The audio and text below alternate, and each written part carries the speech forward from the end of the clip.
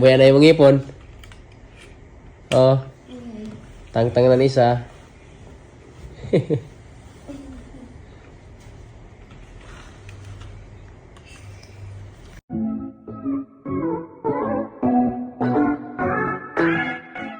Andy Eigenman live update sa isla ng Siargao kasama ang kanyang pamilya. Ngayon ngang tag-ulan ay minabuti ni Andy na mas mag-focus sa kanyang restaurant dahil kahit papaano ay hindi pala sila nawawala ng customers. Nakaka-inspire nga ang buhay ni Andy dahil nga masaya siya sa isla ng Siargao at the same time ay mas lumalago ang kanilang business ni Philmar doon. Panoorin at kung hindi pa nakasubscribe, don't forget to click subscribe and hit the notification bell to keep you updated. Simpleng buhay nga ito ni Andy at kahit saan nga ay pwede siyang kumain. Minsan nga ay nagpupunta lang sila sa tabi-tabi sa isla ng Siargao kung saan marami ang turo-turo at dumarayong turista. Para nga ring turista si Andy sa sarili niyang bayan. Natutuwa naman ang mga netizens dahil nga napagtagni-tagni ni Andy ang mga pagkakakitaan niya doon at the same time ay gusto niya rin ito. Kagaya ng pagsusurf, nagtayo na rin siya ng surf club. Sabi nga ng kanyang tagahanga, "Hello ma'am, I love the idea of a surf club. It's amazing how surfing can bring people together and provide a sense of community. The therapy surf lessons are a great idea too." Mula naman kay Donna Flores, "Wow, ang idol ko, saludo talaga. Sumpa man sa totoo lang talaga pong the best ka talaga." At ito na nga ang munting negosyo noon ni Andy na lumago over time. Ngayon ay talagang dinarayo na ito at hindi palalagpasin ng mga turista na makapunta sa kanyang surf club shop at sa kanyang restaurant dahil parang naging tourist spot na rin ang kanyang tindahan. Marami nga ang nagagalingan sa pagmamanage ni Andy ng kanyang business. Naaalagaan pa nila ang kanilang anak ni Philmar habang sila ay nagtatrabahong mag-asawa. Talaga namang hawak nila ang kanilang mga oras. Masayang-masaya naman si Andy tuwing umuwi ang panganay na anak na si Ellie sa isla ng Siargao.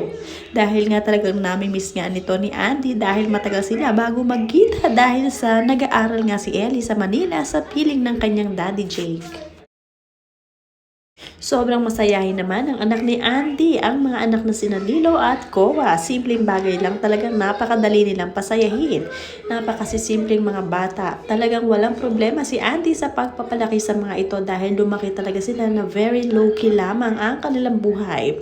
Kahit na mayaman, talaga namang sanay na sanay din sa buhay ng mga simpleng tao.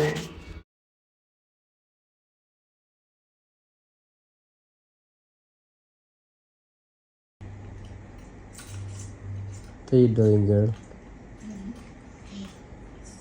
Is that how you play? Split. Are you okay there like that? Normal? Allah, show me your beautiful smile now. Wah! Again. Wah! Buya na yung ngipon. Oh. Tangtang na isa.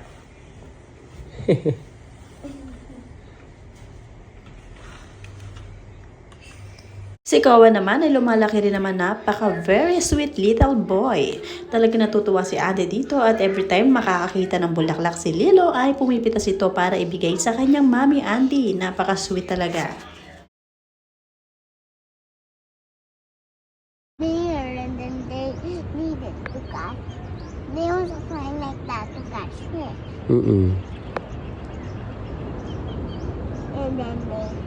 And then they didn't go close to us to see to catch fish.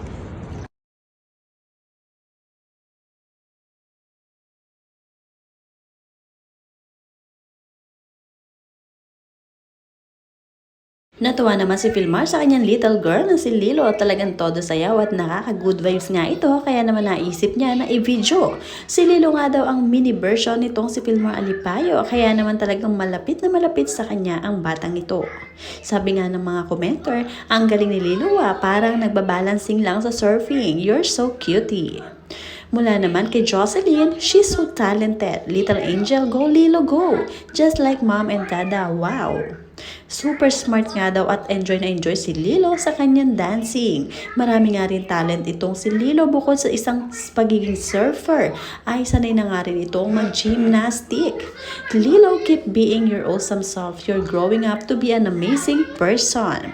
Mula naman kay Gina Alejandro, smart kid Lilo and Kowa, God bless you always my dears.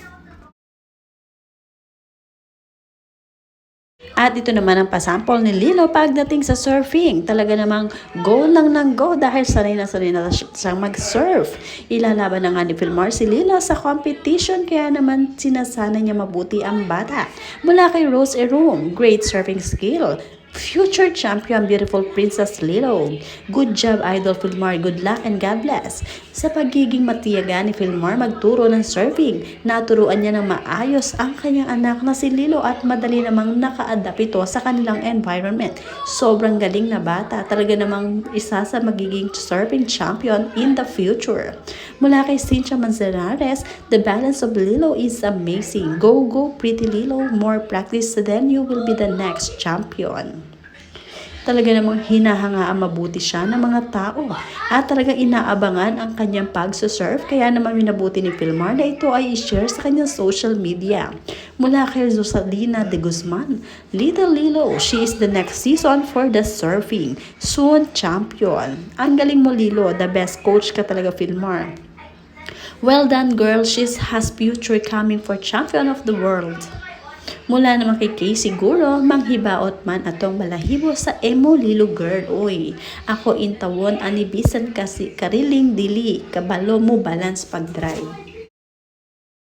Pride talaga ni Filmar ang kanyang mga anak at hindi lang si Lilo ang kanyang tinuturuan maski ang kanyang bunsong anak na si Kowa ay isa na rin ganap na surfer, little surfer ng isla ng Siargao. Madali talagang natuto ang mga anak nila ni Andy kaya hindi nahirapan si Filmar na magturo. Good job Filmar dahil napakatyagang magturo sa mga anak.